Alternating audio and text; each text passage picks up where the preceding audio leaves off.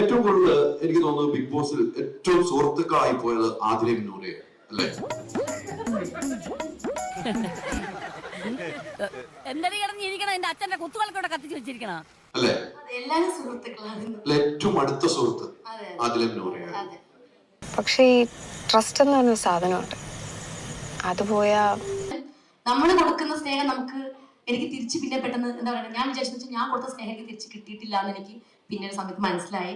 ഇപ്പോഴും എനിക്ക് അവിടുത്തെ ഇഷ്ടം മാത്രമാണ് ശരിക്കും പറഞ്ഞാല്, അങ്ങനെ പിണക്കവും കാര്യങ്ങളൊന്നും ഇല്ല. കണ്ണീര് തുടച്ചിട്ട് കുറച്ചുകൂടി വിശ്വസിക്കാൻ തോന്നുന്നു. ശരിക്കും പിയാറിന് എത്ര നൽകി? പിയാറിന് എത്ര രൂപ നൽകിയത്? ഈ പിആർ എന്താന്ന് എനിക്ക് അറിയില്ലായിരുന്നു ബിഗ് ബോസിൽ വരുന്നതിന് മുന്നേ. നിന്നെ സമ്മതിക്കണം, നിന്റെ വായിൽ എങ്ങനെയാടാ ഇത്രയും പെട്ടെന്ന് ഇത്രയും വലിയ നുണകൾ വരുന്നേ? എന്നെ വിളിച്ച സമയത്ത് ഞാൻ ആദ്യം എന്നെ ബിഗ് ബോസിലോട്ട് വിളിക്കുന്ന സമയത്ത് ഞാൻ കോർഡിനേറ്റർ ചേച്ചിയോട് പറഞ്ഞു, ചേട്ടാ ഞാൻ ബിഗ് ബോസിന് പറ്റിയൊരു മെറ്റീരിയൽ അല്ല. ഇത് സത്യസന്ധമായിട്ടുള്ള കാര്യമാണ്. കാരണം ഞാൻ കരഞ്ഞു മെഴുകുന്ന ഒരാളാണ്. നമുക്കറിയാലോ.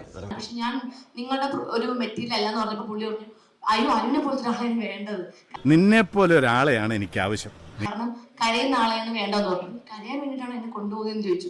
അങ്ങനല്ല, അനു ഫണ്ണാണല്ലോ, അനു എന്റർടൈനർ ആണല്ലോ, അപ്പൊ അനുവിന് ആവശ്യം എന്ന് പറഞ്ഞു.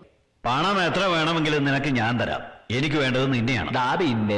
ഞാൻ പറഞ്ഞു ആലോചിച്ചിട്ട് വീട്ടുകാരെ ചർച്ച ചെയ്തിട്ട് പറയാന്ന് പറഞ്ഞു. അങ്ങനെ ഞാൻ എന്റെ വീട്ടുകാരെ ഡിസ്കസ് ചെയ്യുന്നു. പിന്നെ എന്റെ കുറെ ഫ്രണ്ട്സ്, ഞാൻ ഷിയാസിനെ വിളിക്കുന്നു.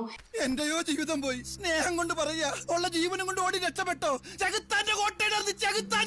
അപ്പൊ ഒരു 100 എനിക്ക് തോന്നുന്നു 80% ആൾക്കാരും പറഞ്ഞു പോണം, ജീവിതത്തിൽ കുറച്ചൊക്കെ അഡ്വഞ്ചർ വേണ്ടേ, പോണം, നിനക്ക് പറ്റിയതാണെന്ന്, നിനക്ക് പറ്റിയൊരു ഷോയാണ്, ബിഗ് ബോസിന് പറ്റിയൊരു മെറ്റീരിയൽ ആണെന്ന് പറഞ്ഞു.